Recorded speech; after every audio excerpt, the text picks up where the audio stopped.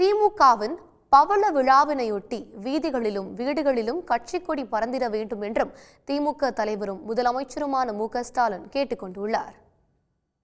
இது தொடர்பாக அவர் வெளியிட்டுள்ள அறிக்கையில், தந்தை பெரியாரின் கொள்கைகளை ஜனநாயக வழியில் சட்டங்களாகவும் திட்டங்களாகவும் நிறைவேற்றிடும் நோக்கத்துடன் 1949ஆம் ஆண்டு தொடங்கப்பட்டு திராவிட முன்னேற்றக் கழகம் எனும் அரசியல் பேரியக்கம் 75 ஆண்டுகளாக மக்களுக்கு பணியாற்றி 2024ஆம் ஆண்டு பவள விழா நிறைவினை கொண்டாடுவதை சுட்டிக்காட்டியிருக்கிறார்.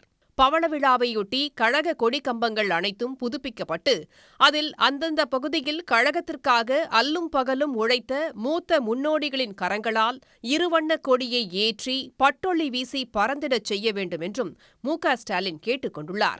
வீதிகள் தோறும் பறக்கும் இருவண்ணக் கொடி நம் வீடுகள் தோறும் பறந்திட வேண்டும் என்றும் அவர் அறிவுறுத்தியிருக்கிறார்.